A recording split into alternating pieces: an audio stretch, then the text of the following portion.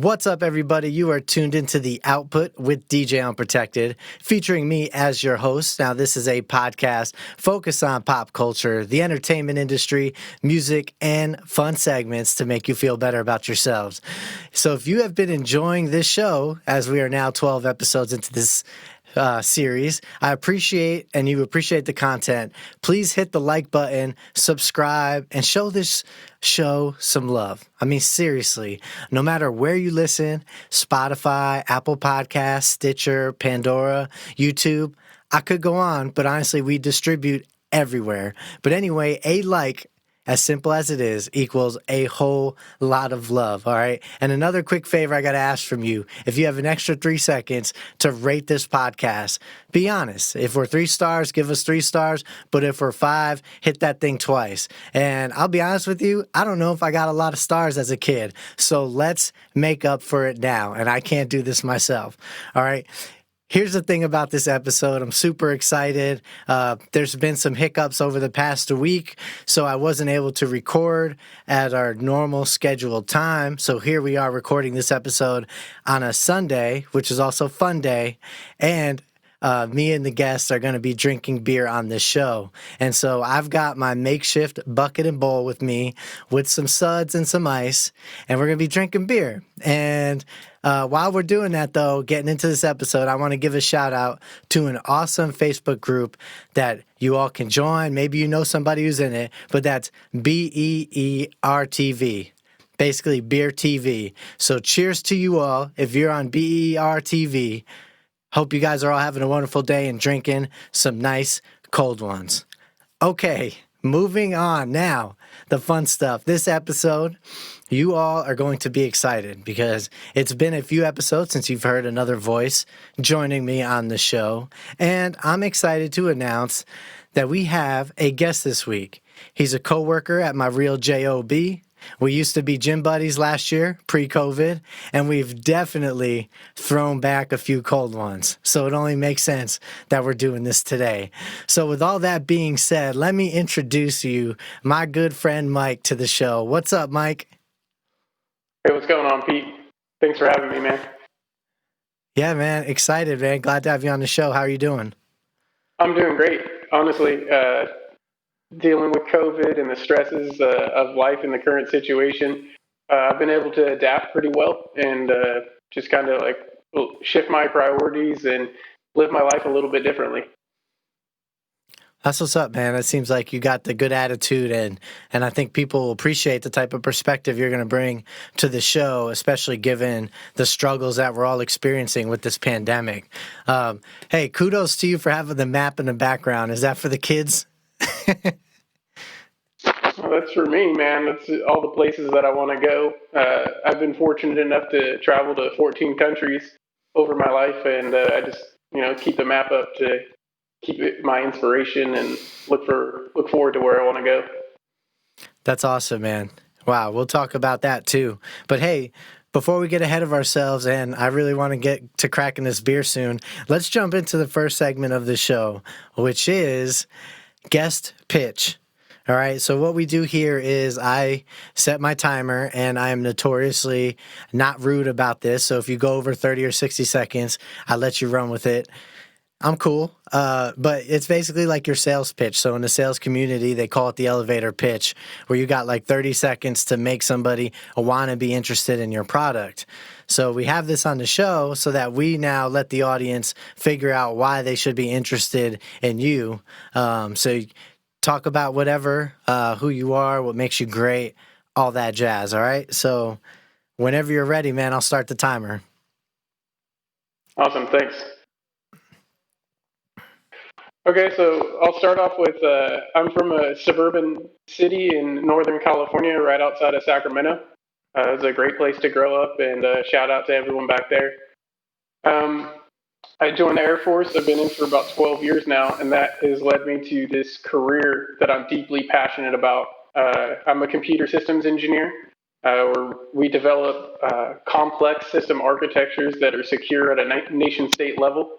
And of course, rapid deployment and all the new cutting edge technologies, implementing them and fielding them are a big part of my job. But as I'm growing through my life and leading more and more people in the military and in my personal life, I've really got a hunger to learn different leadership philosophies and different ways to live a meaningful life. So that's kind of the information that I'm trying to get out to people. That's what I'm passionate about, and it's been wonderful. That's awesome, Mike.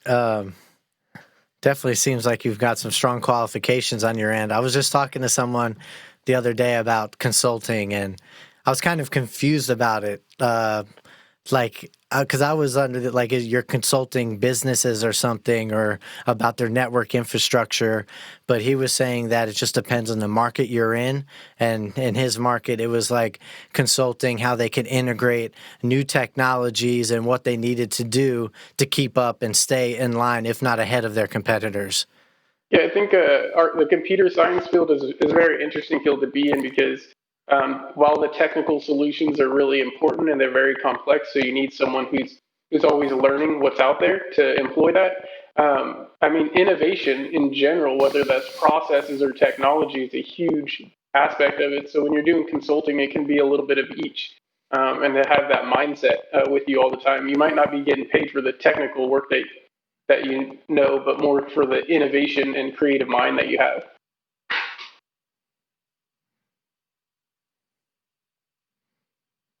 Gotcha. Well, that's awesome, bro. We'll definitely touch into like the, technology environment and the effects of that we've got going on. But I don't know about you, man, but I'm thirsty. Same. So I say let's transition into our next segment, which is beer time, baby. All right. What do you got? All right. So I've got this. It's by Oscar Blues Brewery. It's Cano Bliss IPA. 7% alcohol. I figured I'd start and get a good buzz. How about you? Sounds good. All right. Well, I'm gonna have to dig to the bottom of my chest here. Yes. To get my IPA, because I'm not gonna let you drink yours alone. So pull out the German beers. Real friends don't let friends drink IPAs alone. What I got here? Buried them at the bottom. I thought they'd be at the end. All right. Here we go. Oh, the highlight. That's what I got for you. Are you familiar with this one? Is that good, man? I'm about to find out. Okay, I haven't tried it either. Okay. So let's crack this baby. There you go. All right, cheers, Mike. Cheers. To the first one.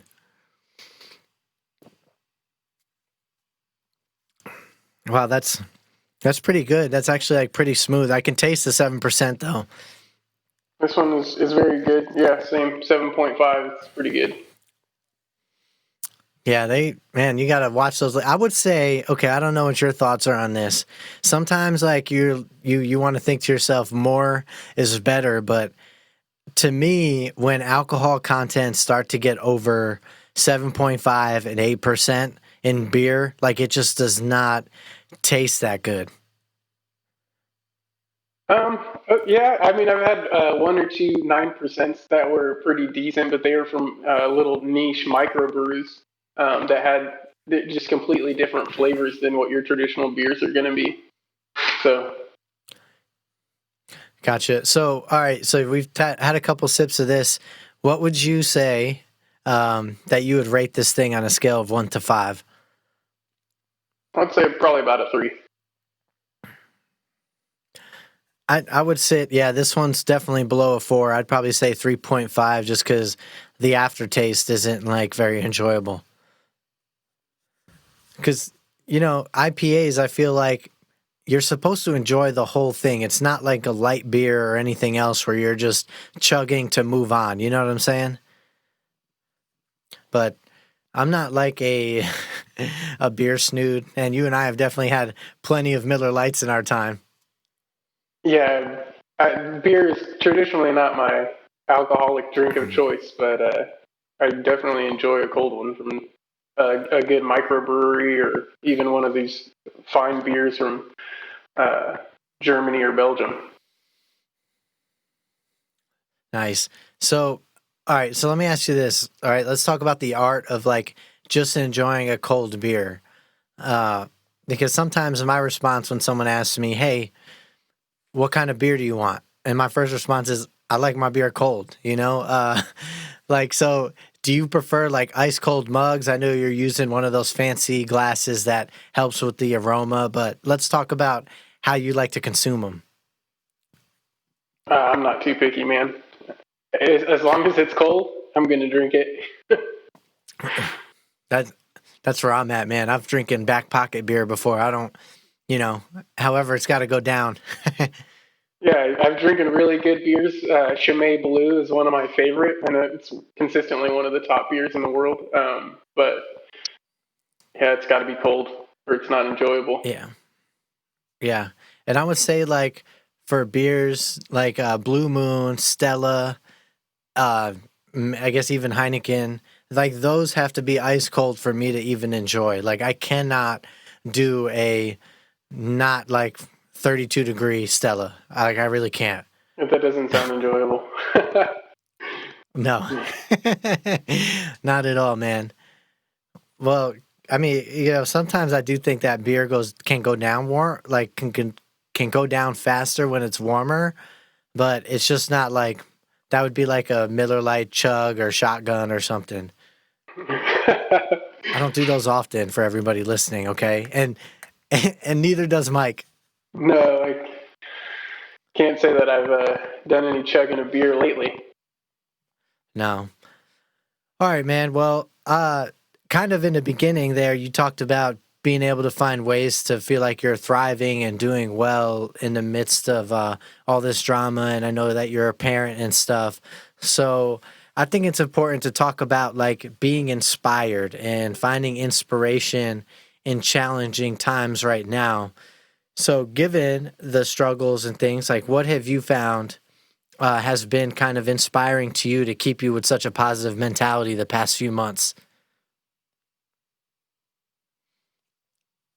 So I think for me, it kind of began with a lot of the same feelings that everyone's feeling, and that your goals that you had set for yourself at the beginning of the year were kind of hampered by all this. And so what I tried to do was shift my goals and figure out how I could pivot into what was now important to me under these circumstances and what I could achieve. And so, yeah, I kind of just reset. And I had this whole thing where it's like taking back 2020 for me to make it a positive year. We still got a few months. So, dig deep. I had a lot of career goals in there, but some personal goals. I took up yoga, and I think I clocked close to 40 hours over the last 2 months because this whole telework thing has given me a little bit of extra time. So, yeah, I've been going to the pool a lot and just really like learning about self care and taking care of myself. And as far as like being inspired, my all my career goals and my personal goals have some form of like development in them. I'm developing myself, so I'm ingesting content from all these different places, whether it's listening to an audiobook or a podcast or reading a book or talking to a friend like you. I'm always ingesting good content to help me continue to be inspired and help me to continue to learn how to live ways a little bit differently than I am right now.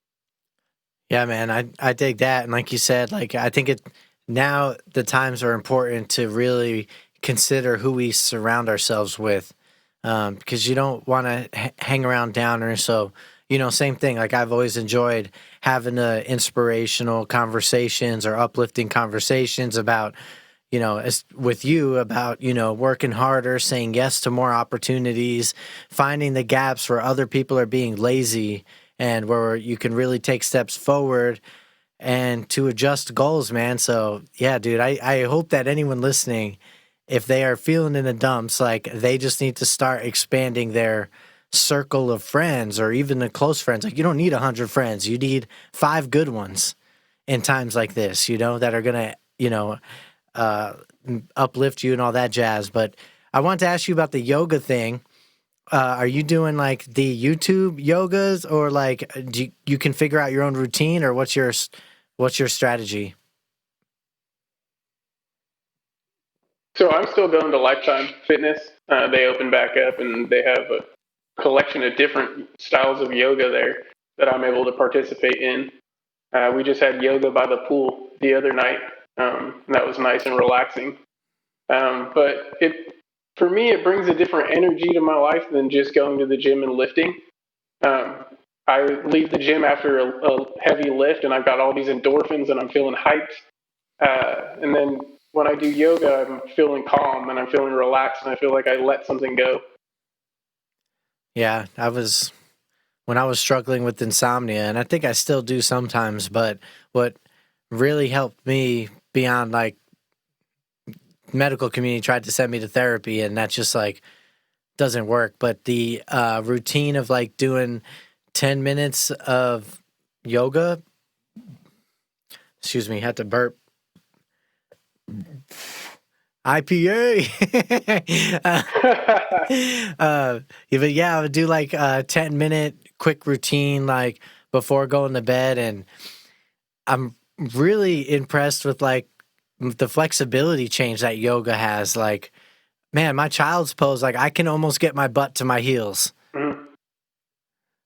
You know, have you seen any like specific changes since you've logged your 40 hours of doing it? Oh, definitely. I just, like Malcolm Gladwell and a lot of the scientists agree that getting 10,000 hours in something will make you a subject. And I'm nowhere near 10,000, but 40 is a lot more than zero than when I went into COVID. So I was able to, when I first went in there, going in there and feeling awkward, and I don't know what to do, and I'm like listening to them, and now I go in there and I transition to poses, just like the people have been there for a long time, and it's more of a fluid movement, and the flexibility. Yeah, of course, it's building flexibility, core strength in my hands, my feet, my forearms, and my calves. It's different muscles you're using, not that you're not normally using. So Right on. Yeah, it's I love that you brought up the 10,000 hour rule, man. I'm a firm believer in that. That like, if you want to master anything, it needs to be like a priority, like every day. But I also want to add to that that it shouldn't be discouraging to people because those hours start now, like today. Not you can't look at, oh well, I'll never reach 10,000 hours in a year. Yeah, you probably won't, but it just takes time. Enjoy the process. yeah, 100%. I completely agree. 40 hours of going to yoga compared to my 5 hours of going to yoga have been a dramatic transformation. Dude, do you remember when we did that yoga and mimosas? Yeah, I do. I had a great time, and that's kind of one of the things that led me into going and exploring it a little bit more. Bro, that So thank you for the invite. dude, that was one of the greatest like times. Like that was a fun Sunday.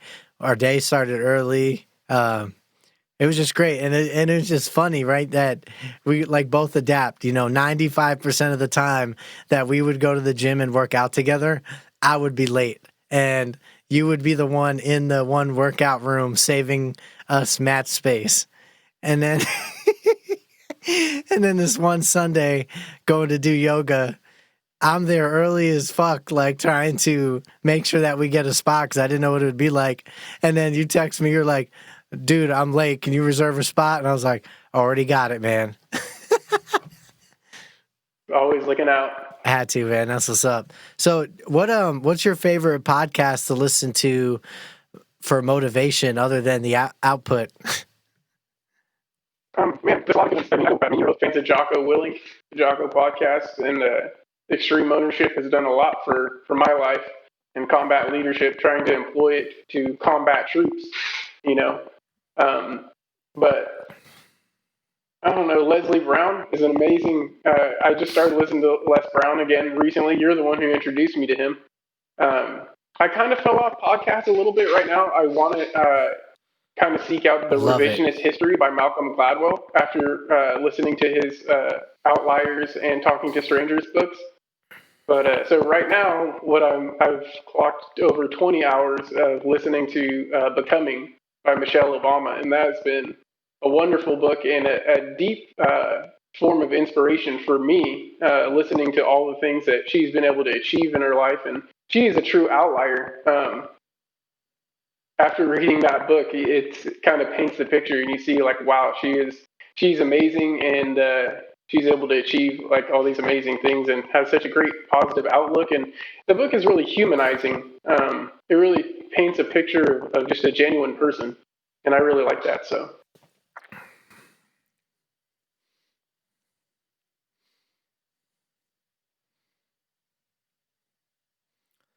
Man, that's cool. I'll definitely look into that as well. Now, I'm glad you brought up books because, they say that like you can find mentors anywhere in books and videos. Like a mentor doesn't have to be someone that you can physically see all the time. And I've looked up to some of my mentors in the music industry and who are people who are entrepreneurs, and they say that they read every day. Like Leslie Brown reads every day, and I wanted to get your insight on that. Like, what do you think about the benefits of cracking open, say, a book of inspiration or something that's going to open your mind? Or, you know what, honestly, it could be something other than personal development. But what are your thoughts on that? Yeah, I mean, I think it's key to have always something that you're using to develop yourself, and it might not mean the same thing to everyone. So it's development is so broad. It's not just going to college or reading a book. It's just ways that are meaningful to you, that are making you better and feel more confident about yourself, and kind of like uh, showing you maybe different perspectives, or uh, giving you insights into your own life and your own reason for doing things. So it could be journaling, in my opinion, is a form of development. Just writing out your thoughts and your vision for your life and what your goals are and whatnot. So. Dude, that's awesome. Yeah. And sometimes like those, books or whatever you're working in development happens by accident. When I was in Hobby Lobby buying your promotional gift, or it was Hobby Lobby. Yeah, there it is. If y'all check out the YouTube video, you can see the gift that I had signed up to provide all people getting promoted where we work. But I was there, dude, and it was the weirdest thing, man, because honestly, for the past like 4 months, 5 months, like I have gotten more no's to me than yeses for me seeking opportunities, whether it's job or positions at work, whether it's music related. Like it almost became the expectation that no was just going to happen. And I know no's make you stronger, but it's interesting that I was walking out of Hobby Lobby and there was this book on sales. The last one there was called Don't Give Up.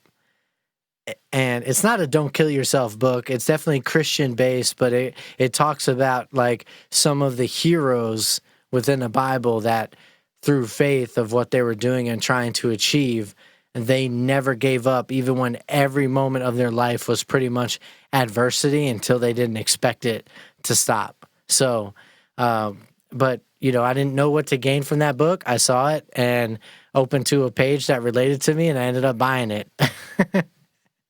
That's awesome. I hope you were able to read a little bit about Job in that story, him wrestling with God. That's a good one. Yeah, that was definitely there. Yeah, because he had a messed up hip. Yeah.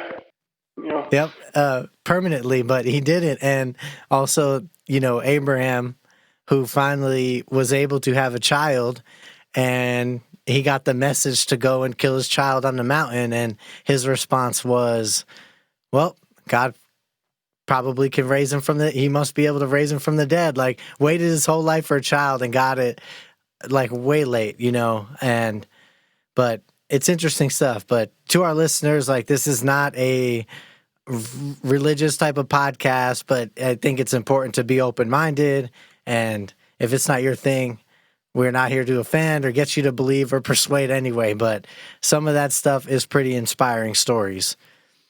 So, yeah, I mean, I'd have to say any religious text, whether it's the Quran or the Bible or Buddhist texts, I mean, you're going to find a trove of information in there that could inspire you and inform you about different perspectives, for sure. Not everything is maybe important to you, for sure, but that's a good point, man. It's definitely a good insight on that. Like, being open-minded, you never know where inspiration can come from, or positivity or belief or whatnot. So what do you think about daily routines? Like, is it important to have a daily routine to stay on track with goals, or can being spontaneous, like, help people out? Like, what do you think for when it comes to, like I said, driving success or goals? yeah. So I mean, I'll talk from my experience. I tend to spread myself a little thin, and my life is a little bit of a whirlwind, and I kind of envy people who are organized and structured. Um, but I leave uh, myself open to possibilities and opportunities, even if they weren't planned. So um, I think discipline is key for sure. If you have goals that you want to achieve, you can't let failure be an option. So whether you have to buckle down at the kitchen table and study every single night for a computer science certification, uh, then that's what you do. But that is going to be a habit until you reach your goal, and then once you achieve it, it's on to the next one, and it might be a new form of discipline, whether it's making yoga class every morning or doing something nice for yourself or something like that. So I think it definitely is one aspect that people use to enhance their life is a good routine. For children, it's probably a lot more important. If you'll see a lot of kids who have a highly structured routine early on in life, you'll see their attitude and their manners and things like that, or even like their sleep schedule. It's just different than if you were raising your kids in an unstructured and unorganized lifestyle.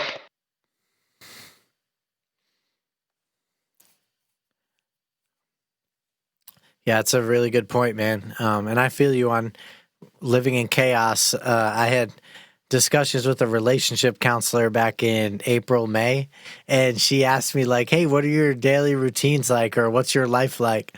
And when I described to her what I do, she was like, you live in structured chaos. And it seems like a lot of my friends do too, because like attracts like. Dude, that's awesome, man. Yeah. I'm just about done with this beer, man. This one went down way too quick, and I'm not rushing you at all. But just to do a quick beer check in, this one's about to be crushed.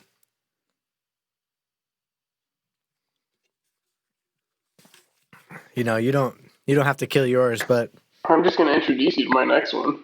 I think I'm going to go German. ooh, Ooh, I better get it right. Yeah, I think it is. I've got a couple options here. I can go maybe on the pills. I think I'm gonna save the pilsner to the end. Okay.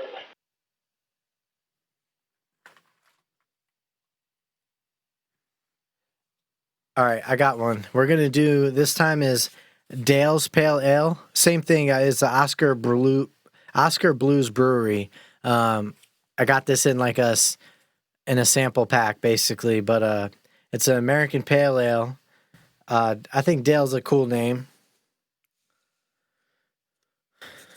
and I guess we'll see what this one's about. The next one I'm gonna drink is called a Mama's Pills.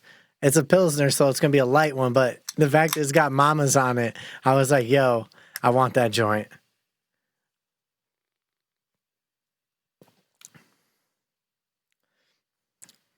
American pale ales are kind of like, No. definitely not like India pale ales or a blonde. These are like more dull. Yeah, they're completely different. Yeah, these are more dull for sure. All right, so what I got here is a Celebrateur, a double bock from Ayinger. Probably butchering that. It's German, but and it came with like a little toy or something like that. It's got like a little goat on it. Oh, dude, that's cool. It's like a little keychain or something. Yeah, so. Hey, can you show everybody who's going to watch this video on YouTube your can opener? Your bottle opener? It's a wrench. Look at that. I'm going to put in some work real quick. That's right. That's awesome. And that's how you do it. I don't know where I got that. It might have it came from Germany. I'm not sure. Was it a gift? No, I bought it.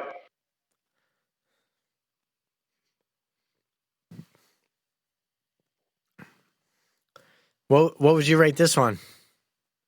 I would say this one's a 3 as well. This one, you can taste that smell of mash when you go into a brewery? Yeah.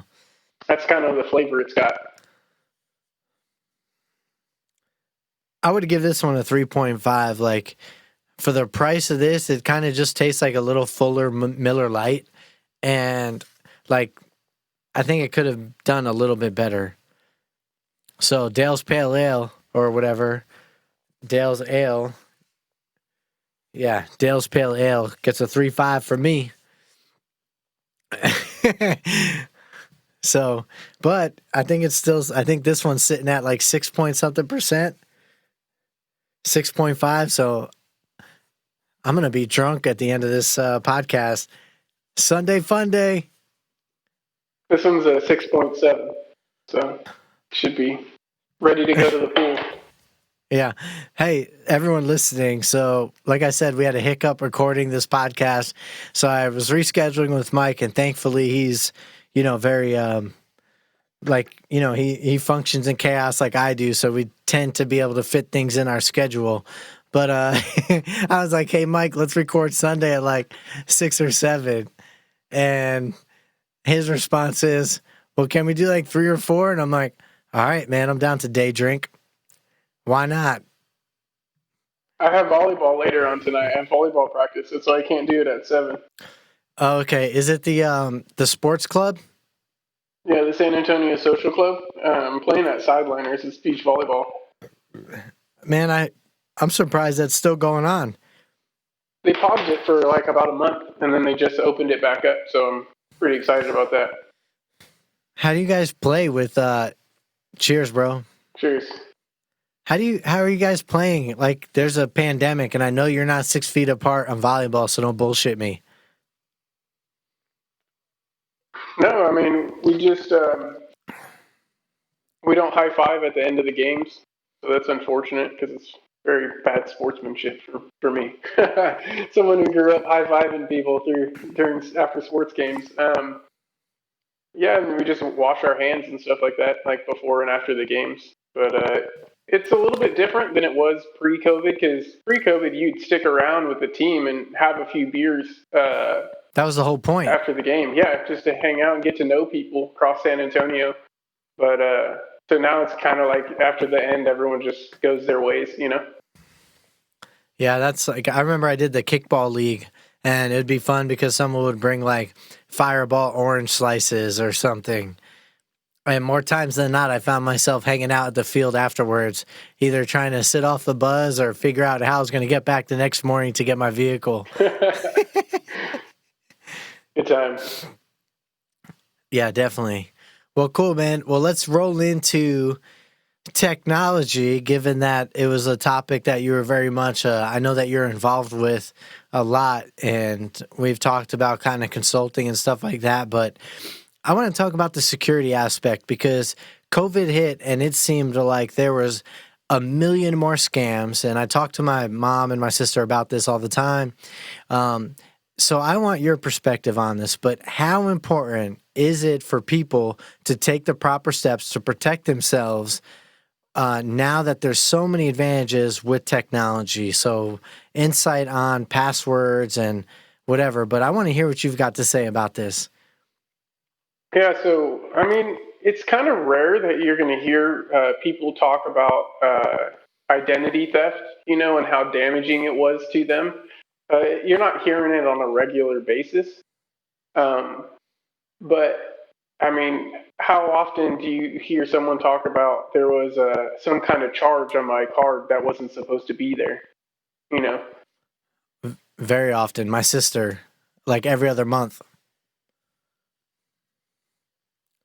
Yeah. So what? It's usually nation states or nation states that support the hacking of American citizens, right?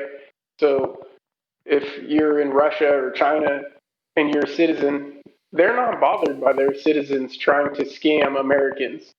They're not going to go after them because that it's economic warfare. They want us to be at as a disadvantage as possible. So the attitude is, oh well, I just tell my bank that I didn't make that charge, I didn't authorize it, and then I get reimbursed, so it's not a big deal.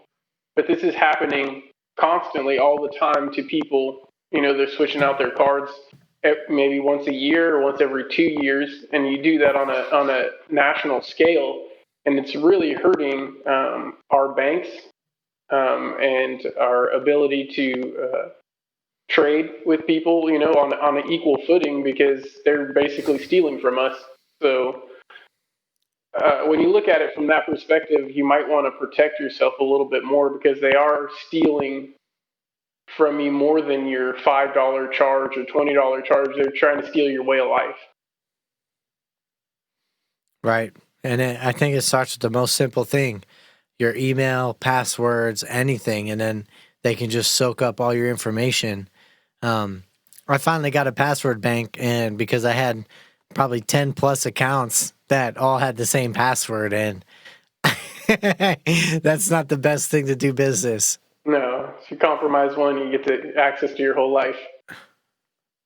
Yeah, so I changed it, but I definitely, it was worth the investment. I got a password manager that stores passwords and tells you which ones are, kind of being overused, right? And then it also, I thought was pretty cool, is it has a function that searches the dark web for your potential usernames that have been sold or whatever. When, things get hacked, they sell them for like Bitcoins or something.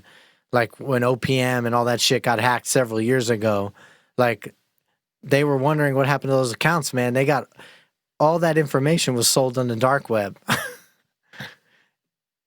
Yeah, I think another thing too that's happening is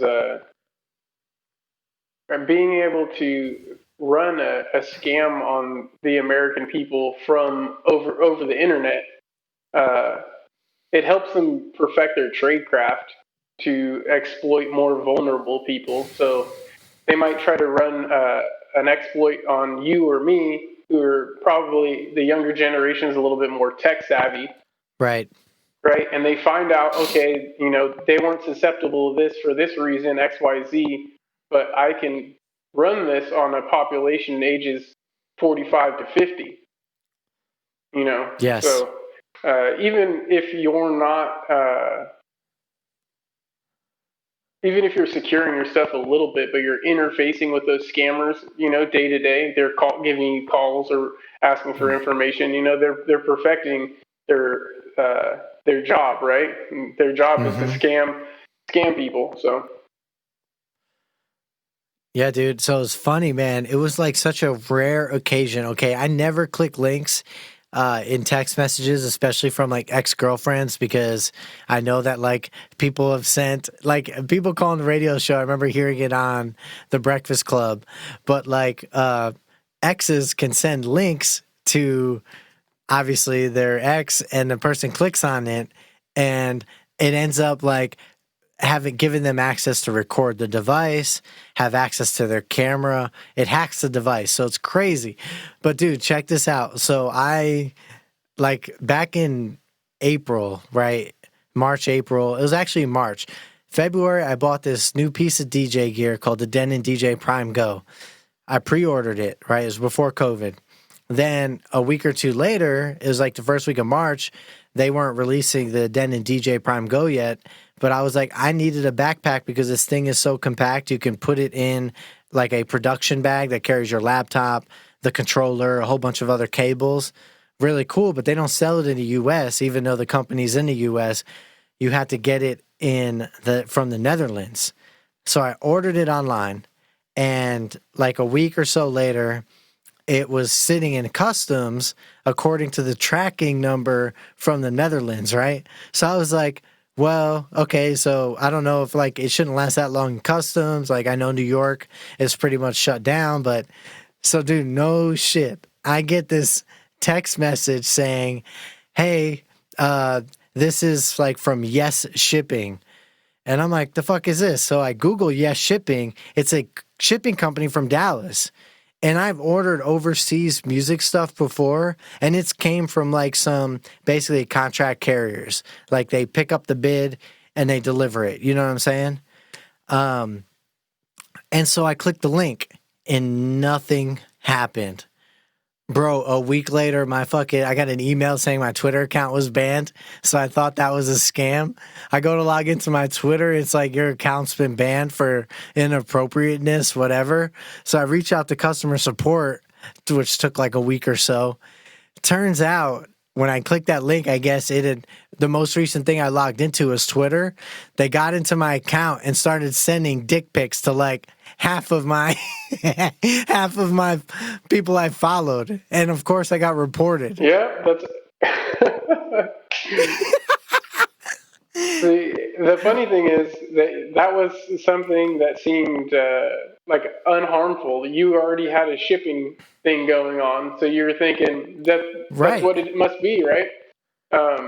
I automatically assume everything that comes to my phone. If I don't know them, I'm not clicking on any links. But we're in cybersecurity, so it's a little bit different. But I think people who aren't in this career field are a lot more susceptible to, I got a text message that said I won $5,000 from the clearinghouse sweepstake. Let me follow the link, to some malware page that completely just, once they get access to your laptop at your home, it's already internal to your network. So anything that's connected to your laptop is now susceptible to become infected. Yeah. It's wild, man. And I got VPNs and all that jazz, and I'm not surfing dark web or nothing. I just, like whether you purchase something, but I was telling my sister about VPNs and, tracker blockers, like using search engines outside of Google. I know one that like GoDuckGo blocks the trackers from like Facebook, Google, because all those companies sell your information to third-party partners. Like other businesses, like, hey, here's someone who is looking up audio equipment, and then all you see is ads from like the top audio companies out there, or it's time for a new cell phone because your AT&T contract is up. All of a sudden, all you see is ads for new cell phones. Like, it's because that shit's sold. But do you think like the average consumer, is it worth getting like a VPN? I mean, it depends on what kind of traffic and web pages that they're going to tell you the truth. I don't use a VPN, but most of my traffic is limited to .gov and .org.mil websites. Like I do my damnedest to try to make sure that my digital footprint is small. And so I might have apps on my phone, like Amazon, and your phone in general is architected to collect data on you. So they're going to sell it regardless, anything that you're doing, any type of apps or anything, any locations that you're going to on your phone. Every single one of your apps says, use your location. And then they say only while using app, so you have 10 different apps. If you're using an app, your apps, while you're at the grocery store, it might not be a grocery store app that you're using, but they're going to sell that information to the grocers, right? So, for me, I don't use a VPN, but I am also very conscientious about what websites that I'm going to, like usually purely research and work related. So,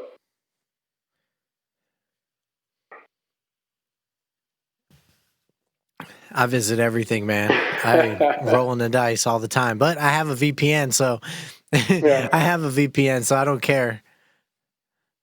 The downside of that is like if I, depending on the location of my VPN, so I ran into an issue where I accidentally ordered something and that shit was shipping to British Columbia for store pickup, and I was like, "Whoa, whoops." So you think it's been beneficial to you then using the VPN? Would you recommend it to the standard user? I do, because I did a lot of research getting into it, and I think that it's worth the cost. One, for protection, because it blocks, like, you make payments besides on Amazon or anything else. Like, you pay a bill, you decide to buy something. Like, I don't use Amazon for everything. I buy music equipment from different websites and stuff, and PayPal or not, your information is still out there. So I like the fact of a VPN that my information is going through a server, but if someone is trying to hack my network, they're not getting in to finding that piece. Like, they're only connecting into the server that's in whatever country or city that I decide to during that time frame. So I think it's worth it. You know, like the tracking, I don't really care. My cell phone's on all the time. Like, if people accidentally record me, film me, like what do I care for? I do things like this, so I'm out there. But the purchasing and, like, for my business, sending contracts to clients, I think it's valuable for the average consumer, because it's that extra. You know what? Some asshole in the bottom of their basement is going to have to work a little harder to figure out what I got. Yeah, I agree. I think you're right. I think the average consumer who doesn't scrutinize websites that they go to or links that they click on as much would definitely benefit from a VPN. Yeah. So it is what it is, but I guess what I would like your input on is, where our advancement. I mean, it's amazing how far we've come in 10 years. Like, what are your thoughts on the prediction of technology in the future? Are we going to have self-driving cars, and is that even worth it for us?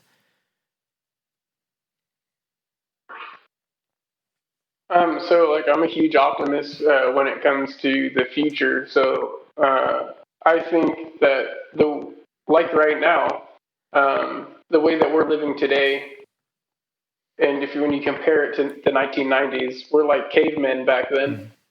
And I think it's only growing exponentially with artificial intelligence and um, quantum computing and stuff like that. I think how we're living now is going to be like caveman style compared to where we're going to be in 20 years. I think I'm looking at what Elon Musk is doing with the Boring Company and the Hyperloop technologies, being able to transit cargo and people across long distances at rates of hundreds and hundreds of miles an hour, upwards to 800 miles an hour. You think your Amazon shipments get there fast right now? Imagine when they can ship things at 800 miles an hour across transatlantic underneath the ocean. It'll be a whole different ball game. Yeah, flying cars. I think there is already a lot of flying vehicles right now, and they're reducing the cost, just like mainframe computers were hundreds and millions of dollars back then, and now everyone has a computer in their pocket. So I think it's just a matter of time. Yeah, that's true. I think we're due for it, man. I agree with everything you said. And I'm cool with fast shipping, man, because I like to get things immediately, especially during a pandemic. Like, I've waited longer, I swear, trying to order something from Best Buy and store pickup than I would from, like, Amazon delivering it. Yeah. Yeah.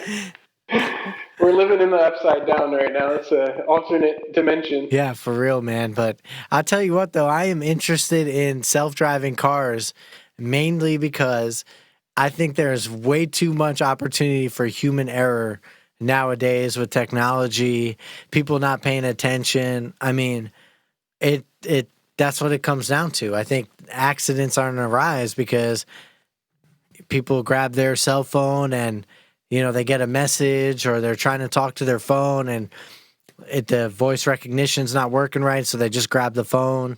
Too much opportunity. Self-driving would be the shit. Yeah, I think my main concern with all the new technologies being implemented is the costs. We already have large swaths of people around the world that are underprivileged, and with the implementation of these new technologies, this uh, makes the gap kind of grow exponentially. So it's something that we got to be cognizant of as we enter the future. And I'm sure there's people that are a lot smarter than me thinking about these things, but I would just encourage people, if you're not involved or have some kind of knowledge about social issues and like sociology, is the study of human behaviors, and um, it really gives you the ability to empathize with people. In my perspective, it's something that is kind of important to me, and so I think we need a lot more sociologists in the world. And when people think sociologists, they think social workers, which tend to work with underprivileged kids and kids of abuse and stuff like that. But we need social workers to be in corporations and in government, local communities and schools and everywhere to kind of like be the leaders in making change on behalf of people who are underprivileged.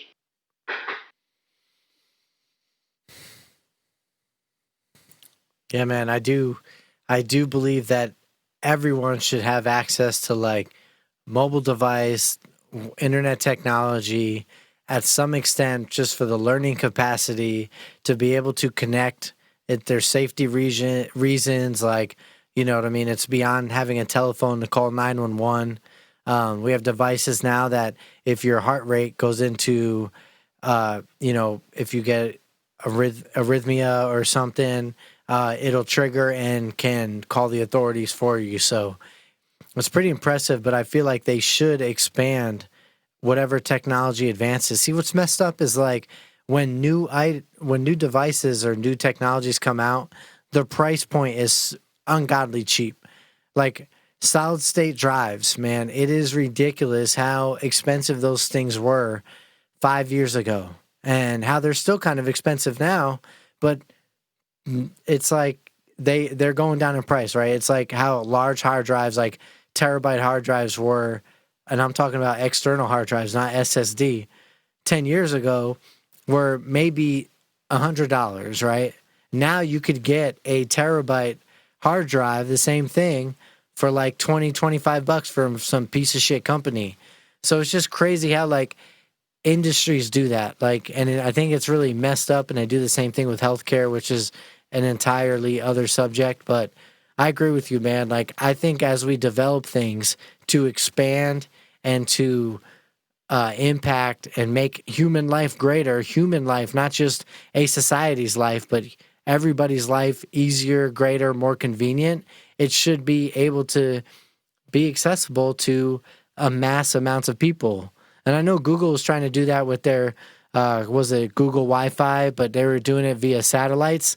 At least that was a proposition like several years ago. I don't know if that was ever done, but they were trying to get Google Wi-Fi like almost global, or at least to, countries that didn't have that type of Ethernet or whatever internet access. Because there's countries, like, people don't know, other countries have internet cafes. Like, we don't have that here. You can get internet at your house. Yeah, it's definitely a strange thing. They pay by the hour and whatnot in these internet cafes. Like, that's still a thing. Like, we're living in the 90s. Yeah, man. They have, like, we used to use calling cards. Other countries still have the phone cards where they load up 150 minutes to use their cell phone. Like, why? I pay, you can get a plan in America that's $50 a month, and that's it, like maxed out. And other countries are paying, $10, $20 every week. It's just crazy to me, man. Like, I think it's just messed up, the greediness of companies that own the structures that are like, well, you guys will pay more. Like, it's messed up. I mean, I think it just like paints the picture of like the value that society puts on computer science versus social science. Our social movements right now are, large and in charge, which is a good thing. But social, like if you look at social reform since the civil rights movements, I would say that this is the largest push outside of the women's rights movement and whatnot to fight for change. And there's a lot of people that it's making uncomfortable. But technology is exponentially growing, and our social change, unfortunately, is not. So it's something that I think that we should just stay cognizant of as we continue to develop new technologies and make the world a better place for everyone. Nice, man. I definitely agree with you there. So, how you doing with your beer? This one's really dark. I know, man.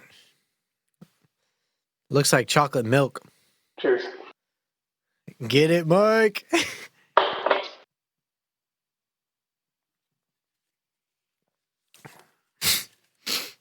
Dale's Pale Ale. See you, bro. All right, what's next on your beer menu? I'm going to go Belgium with the St. Bernardus Abt 12. This looks like I haven't Googled it, but this abbey was probably hundreds or thousands of years old. The monks were brewing the beers a long time ago. What's the percentage on yours? I don't know. They don't want to tell me. It's hidden. No, it doesn't say on here. Oh, 10% alcohol. Dude, this mama's pilsner is only 4.7. All right. I love those Belgians. These are good people. I almost had a beer spill there. Jeez Louise, that's what you're drinking now? I don't know if I'm going to make it to volleyball tonight. I'm going to be honest with you. We'll see. All right, guys, I think I'm going to pass up on the Mama Pills just because of the alcohol content. But for all of our viewers, I like Mamas. Okay. I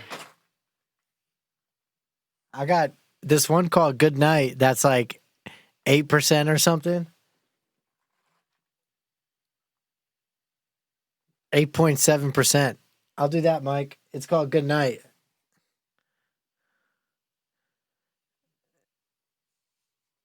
Uh-oh.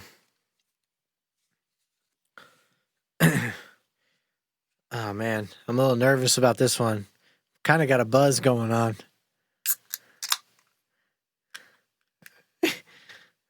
You may be taking an Uber.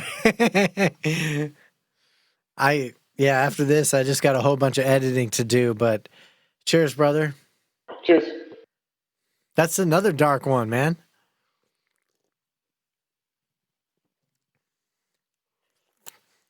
Dude, you know what? This Good Night doesn't have that alcohol like punch. Maybe a little on the aftertaste. All right, what's your rating? 4.25. All right, I'm going to give this one a 4. It actually got... Because this one... Why do you give it that? No, why do you give it that? Well, it kind of tastes like a Chimay. It has that distinct Belgian flavor, and that's what I really enjoy. So, this is a red pale ale, red India pale ale, but I like it because it's still kind of smooth and it has a good flavor. That last one, man, like I had commented on the finish of it, the aftertaste was less than desirable. So, dude, let's roll into the next topic since we're, going knuckle deep in some beer here, which will be working out, right? The importance of being fit. And honestly, it's been a topic of my podcast. Probably most of the past 12 episodes, we've had fitness experts on here, and I'm no fitness expert, but you're going to the gym and stuff. So let's talk about like how important it is to maintain fitness during a time like right now during a pandemic. Sure. Yeah. For me, I like to be strong, and I like my body to look good. It boosts your confidence, and it boosts your first impression on people. But I mean, I can't stress enough the effects, the mental effects of working out and staying healthy, the effects on your immune system. Uh, it kind of lets you let off a little bit of that steam if you have anger management problems, or if you have marital problems, whatever you got going Mm-hmm. on, you can get it out in the gym in a healthy way, and kind of just leave it there. You know, whether it's on the basketball court or whether you're lifting weights or doing yoga, it's very therapeutic to me in my life.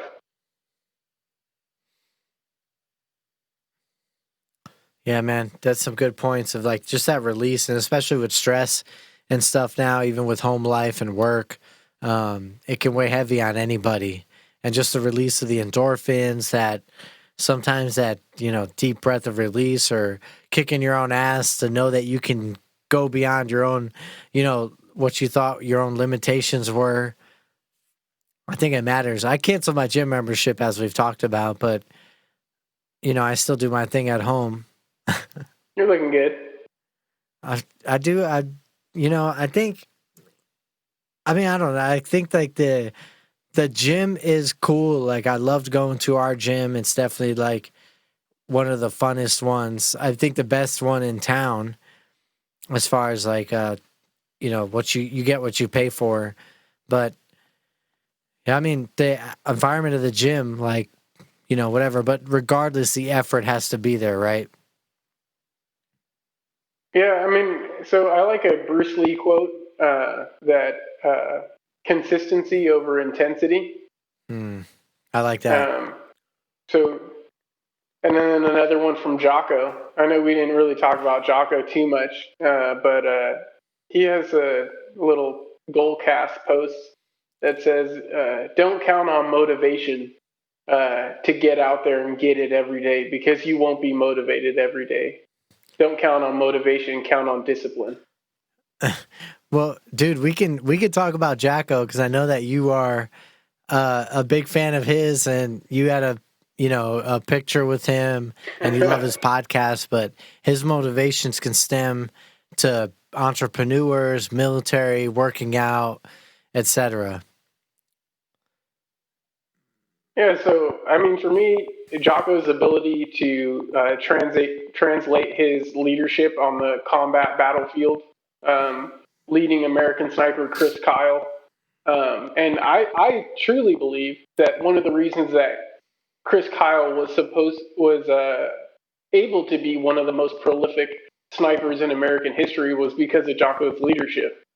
He was put in those positions and given opportunities by Jocko and Leif Babin. Um, so uh, it's rarely talked about by them. That they led this man who was defended our country brilliantly, uh, but they have just phenomenal leadership lessons, and relating it to combat and the boardroom is essentially the same. The only difference is the risk. In the combat, on the battlefield, we're risking lives, and in the boardroom, we're risking dollars. Leadership is Hmm. leadership. There's these fundamental truths that that are out there, and I'm not just a student of Jocko. Jocko is great. Don't get me wrong, but just like Jocko, he is a student of many different leaders.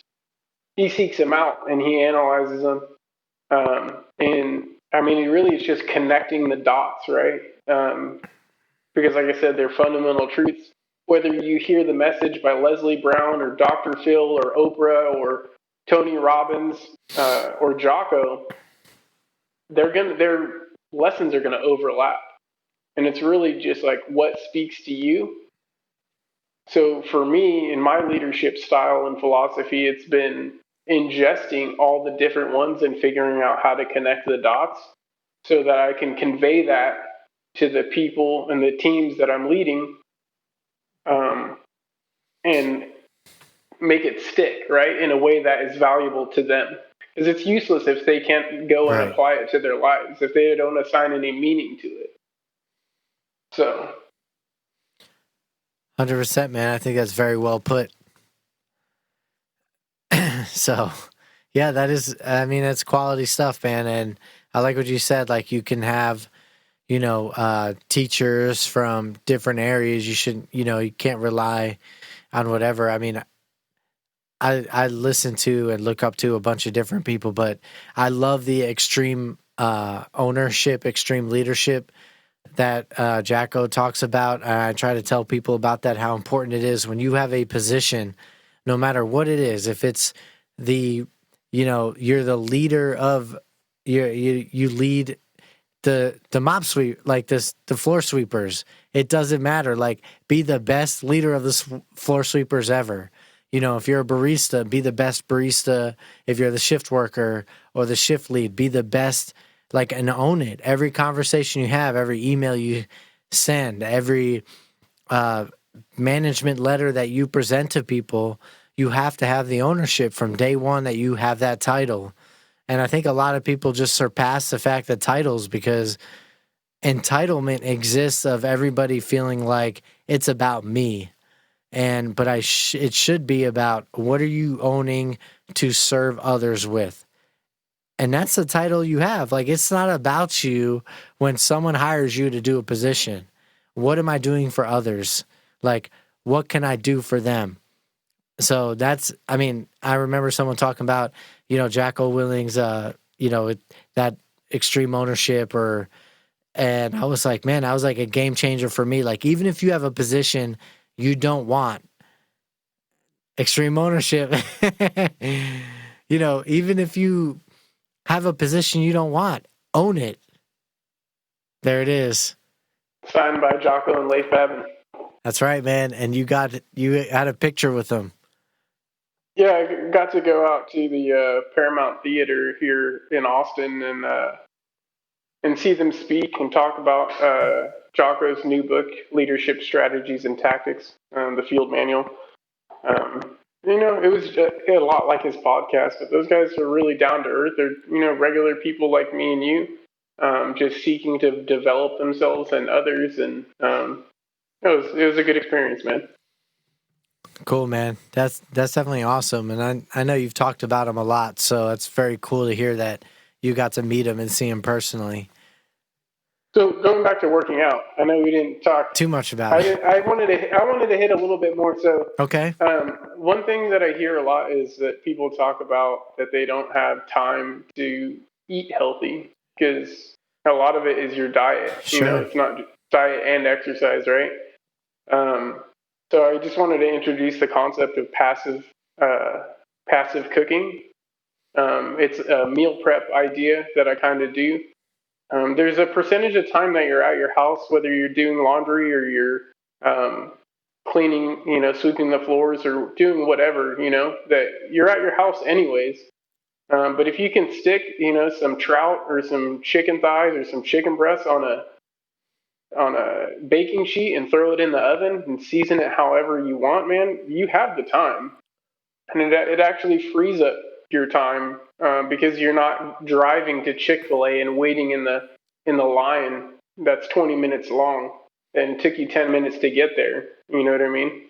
You're actively cooking, passively cooking, and actively doing other things, whether it's listening to an audiobook or spending time with your children or whatever it is.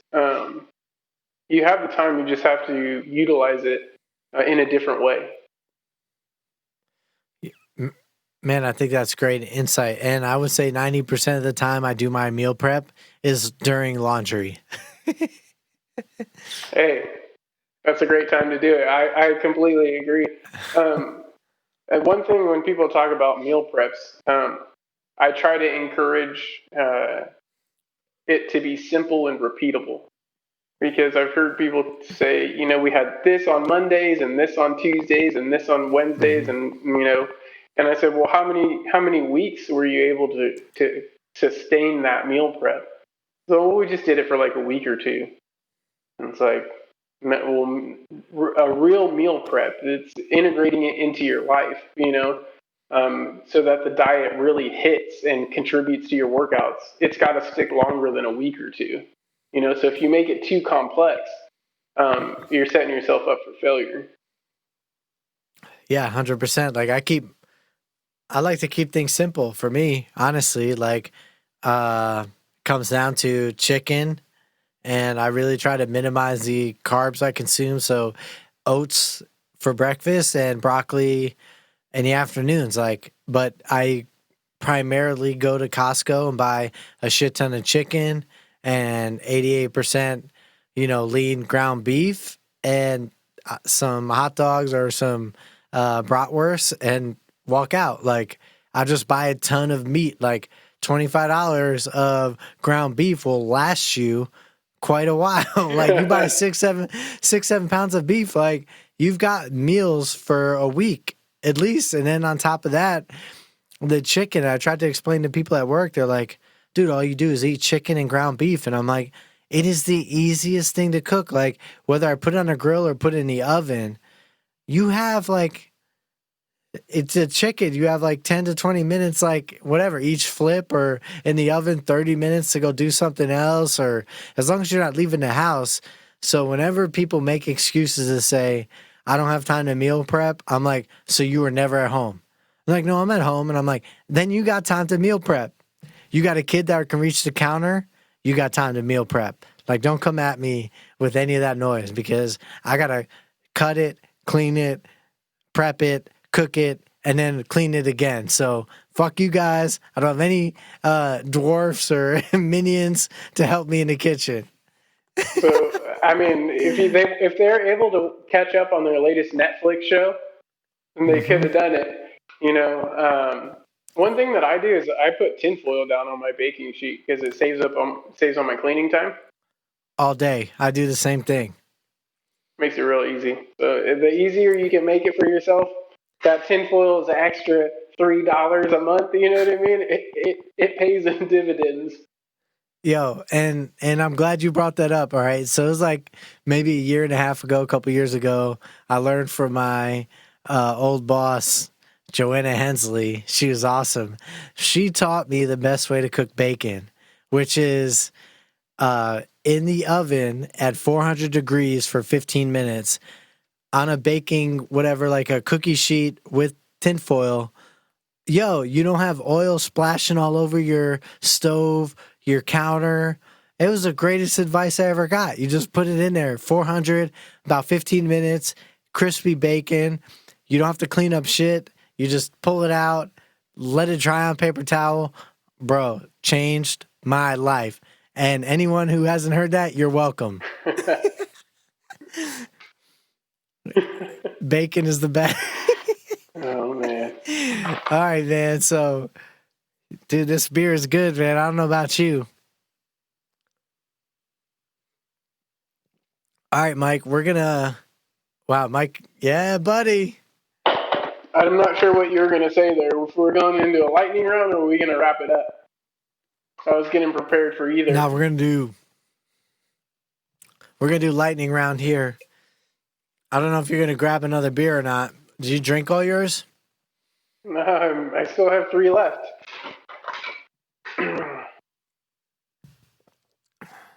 Man, if I chug this one and drink the next one, my Sunday's a wash.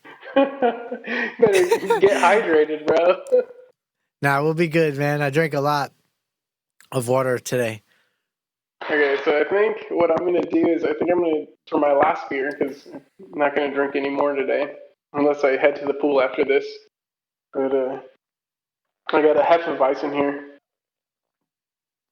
I'm not going to attempt the name, because though I had spent 3 years in southern Germany, I didn't pick up as much German as I should have. But here it is.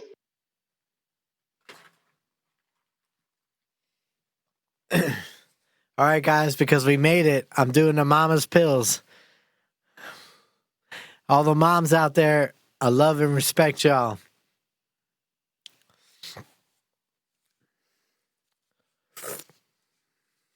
Mike's familiar with the show. He knows what comes towards the end. Dude, that's great, man. My mom gave me a bunch of Stella glasses like you got, and it really does... Excuse me. It really does impact the flavor of the beer. All right, well, I'm excited. I don't know. Did you do a lightning round for me? I have no idea what you're going to hit me with. Well, that's the beauty of this is that you're not supposed to know what I hit you with. All right, I'm ready. I'm prepared. I've been preparing for this my whole life. Okay. All right. So everyone listening, if this is your first time, Lightning Round is a fun segment where I say words or phrases, okay, and the guest responds with red light, meaning no, they don't like it, they've experienced it, and will never do it again, no dice, etc. It just means no. Green light means yes, absolutely, I've done it, I haven't done it, but would love to do it, etc. Okay, so that's how we play this. Mike has to respond with red light or green light. And if he hesitates, I roast his ass and we talk about his responses no matter what. But if he hesitates, we will roast him for sure. Okay. So we're going to get right into this. And some of these have been adapted based on our conversation. First one, to take it easy on Mike. All right, Mike. Jalapenos on pizza. Green light. Green light, you like it? Spicy stuff is an acquired taste. You have to open yourself up to new experiences. So I like spicy stuff now. I didn't when I was a kid, so I'm down. I mean, with your heritage, like Maybe. you can probably handle spicy food better than I can.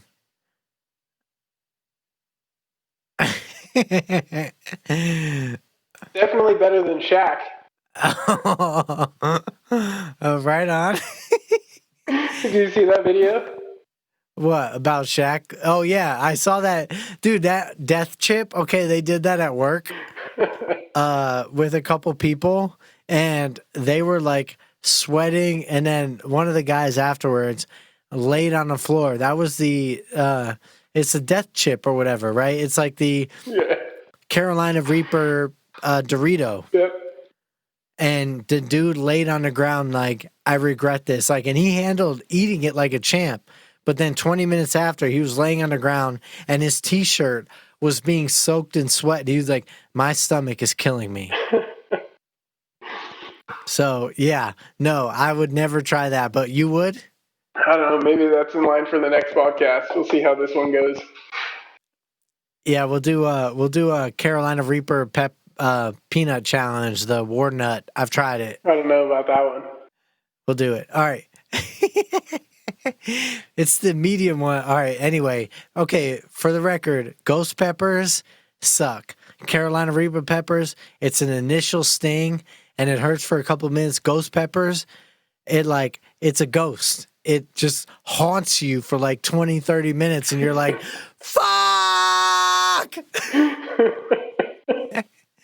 All right. Next one. Line dancing.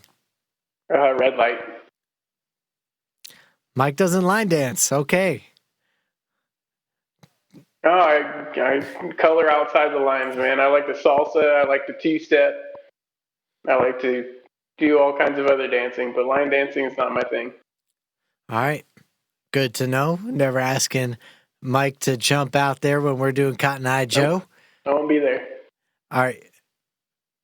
All right. Here's the next one. I'll tell you a story. I'll tell you a story about Phil Smith, okay?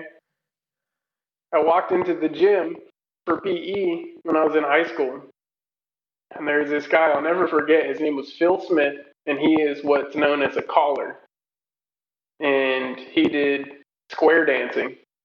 And he had a 10-gallon hat and snakeskin boots. And, I was on the fence about it, to tell you the truth, because I'd never experienced anything like that when I was a kid. But they made me take my shoes. They wanted me to take my shoes off to dance with the ladies. And I was like, I'm not doing it. I'm not taking my shoes off. And they wanted to give me an F in PE, and I'd never failed PE in my entire life. I was always athletic. But, it was a decision I made. Cheers to Phil Smith. Cheers. Yeah, bro. PE was a guaranteed A+ for me. That was the only thing I really always consistently did good at. All right. This ain't about me. This is about Mike. Okay. We're gonna see if Mike knows about this or not. I'm not sure if he's been at a location that historically sells this stuff, but we're gonna ask him. Okay, Mike, kimchi. Red light, double red light. Is it the smell or the taste? Dude, I love Korean barbecue, dude, but anything pickled like that, I'm just not a huge fan. Slaw or anything. I love sushi, beef tartare.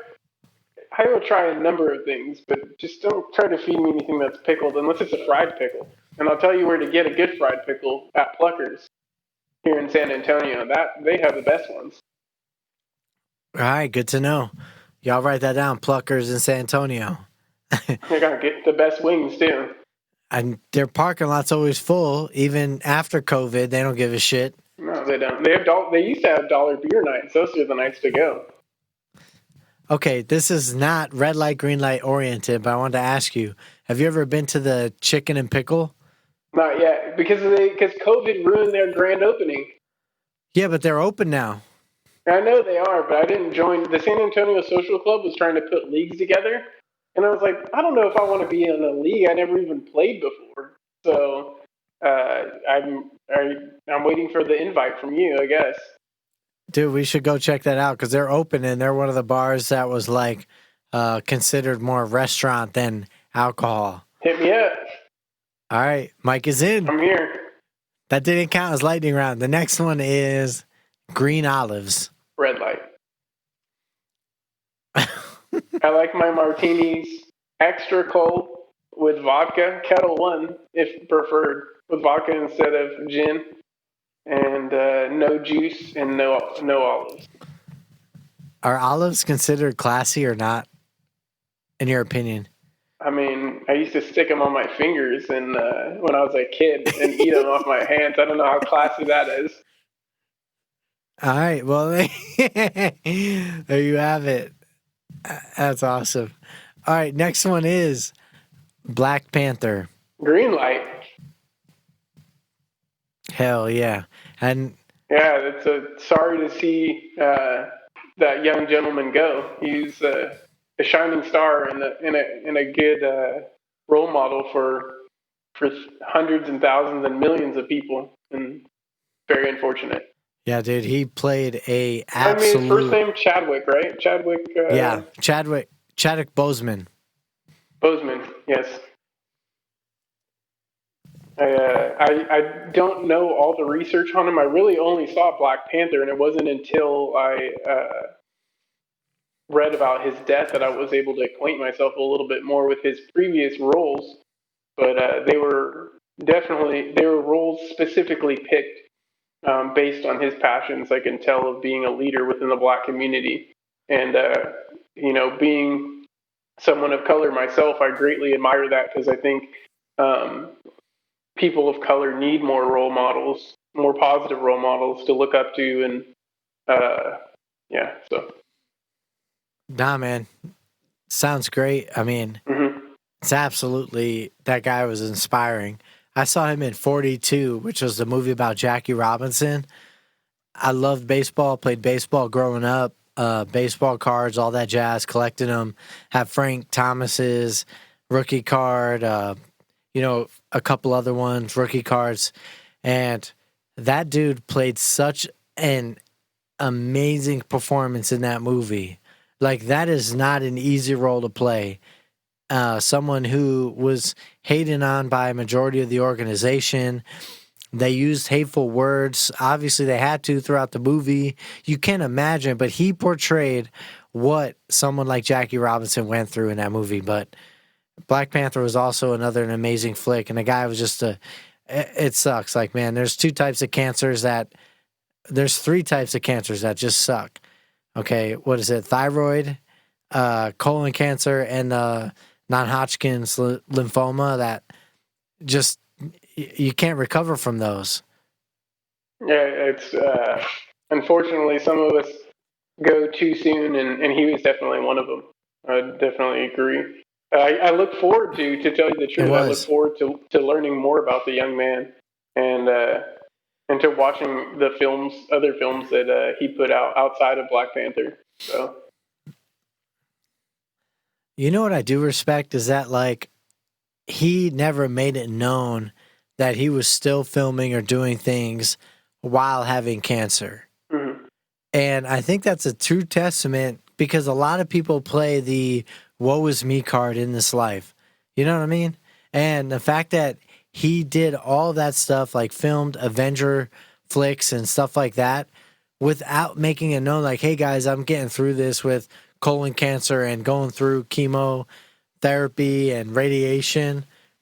Never made it known. Like, I mean, dude, like, I've worked with people who have had like a patch of melanoma on their arm, and it's like all you hear about every day for months is, oh, woe is me, woe is me. And here you have somebody who is impacting generations of like people who appreciated his work, but he never put it out there like, hey guys, woe is me, I have this. You know what I'm saying? Like, I think that shows like somebody's character and heroism to be like, life is what it is. And, you know, you keep striving, you keep working hard, doing the best job you can. And man, like, I really respect that. Like, I would have prayed for him from day one, but that dude never made it known that, like, he was going through that. It was never expressed. They didn't release the Avengers saying, hey, everybody, pray for this guy because he went through, you know what I'm saying? Like, the soloism, like, I really respect that. So I'm definitely going to have one of these days where it's just a marathon of his movies for sure. Yeah, I can definitely respect that. And, you know, I'd be very curious to really, I'm sure they're gonna release some biographies about him and about his path in life. And I would be, you know, there's another source of inspiration, even though that he's gone. Probably the different life experiences that he's had and the mentors that he's looked up to and the struggles that he's faced. Because um, one thing that I like to say is, you know, that it's kind of holds true to me is fact is always stranger than fiction. So I'm sure, you know, Jackie Mm-hmm. Robinson faced a lot more struggles than could be captured on screen for everyone to see. And I'm sure that young man himself, you Yeah, know, we already know that he faced more struggles than we were even able to know about until he was already gone. So, it's true. We're not quite done with Mike yet. Next one is Napoleon Ice Cream. That's chocolate, vanilla, and strawberry. oh, green light. All right, Mike likes it all, baby. He's Yeah, chaos. I was Neapolitan. Oh yeah, Neapolitan. That's right, not Napoleon. He threw me off. I was thinking of a short man on a horse. Guys, I'm 4 beers deep. I read the wrong thing. That's not Mike's fault. That's my fault. Got any more for me?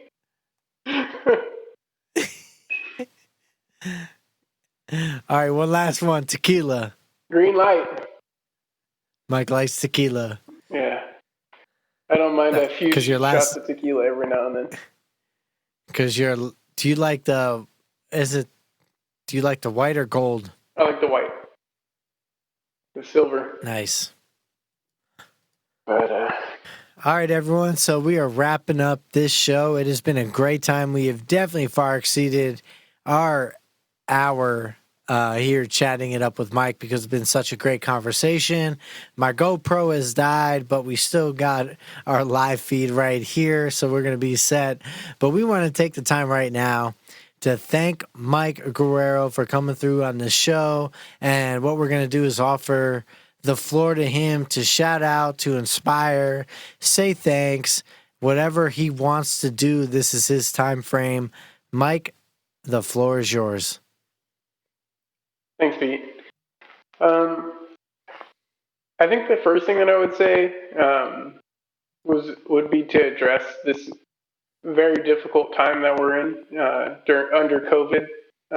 A lot of my family in California are not only dealing with COVID, but also the uh, the wildfires that we experience every summer. So I would just say that don't get lost in all the sorrow. Turn to the positive and look for stories of heroism and inspiration, because the things that you're focusing on are the things that are going to come to you in life. So a lot of us, like what I see when I'm leading people, is people are so caught up in their current circumstances that they can't see past them to see that the person that they might become in the future. So I would encourage you to take time for yourself to plan it out. You can't experience a massive level of success in life without having a massive plan to back it up. The plan and the vision have to correlate, right? So look past the current circumstances that are happening to you to really see the person that you might become, the beautiful person, the inspiring and the wonderful things that are out there in life. It's difficult. Whatever trials and tribulations you're going through right now, we're all going through them. Reach out. Don't suffer in silence. And yeah, so that would be the first thing that I would want to address. The year's not over yet. There's still an opportunity for you to achieve your goals and to realign your goals with what's realistic right now. But and then I really would just address the social changes that are going on in our country and all over across the world. Black Lives Matter is huge in our field of view right now. But before that, it was the protests in Tahrir Square in Egypt and the immigrants coming from Africa into Italy. So it's a continuing process. There's people all over the world. There's people in camps, in not in refugee camps where they can't get access to the things that they need to make their children's lives better. So I would just, make a call and a plea to people that to go out there and seek these opportunities to gain more perspective and to be given the opportunity to experience true empathy for other people and how they're living their life. I'll give a shout out to spent.org. I think it's really an interesting website. It basically, you lost your job, just like maybe if COVID happened to you, and you have 30 days that you have to make a series of decisions of how you're going to spend your money before you get to your next job. And you might not make it, every time. So you might be able to see why people drive without insurance or don't get the proper health care they need before it's too late. So I think those are the two major issues that I would really want to talk to people about. So, but Pete, I want to thank you for having me. It's been a pleasure. And I can't wait till the social distancing ends so me and you could have a beer in person.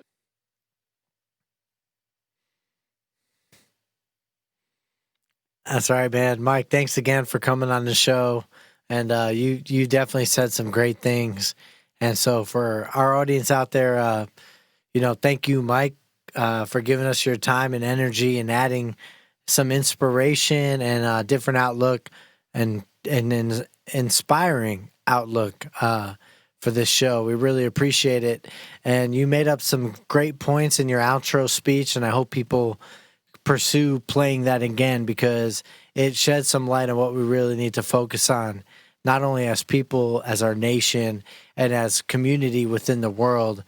This show, what I represent, people we have, we are definitely hashtag Black Lives Matter, and it's a notion that definitely has to be recognized. And if it wasn't so much for a pandemic and stuff, I would definitely be out there more myself, standing up to making sure this issue could be recognized, because everybody deserves a right to live happiness. The American dream is not based on color, ethnicity, or anything else. It's the ability to feel, live free, pursue a happy life for you and your family, and not feel like you're hated on.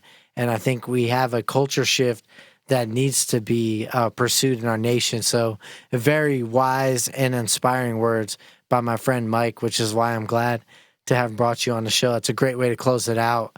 All right, everybody, thank you again for tuning in to the Output with me, DJ Unprotected. This podcast is presented by Aztec Nation. I invite you to check out the company's other podcast, Killing Time, that's TYME, which is a podcast about everything and nothing at the same time.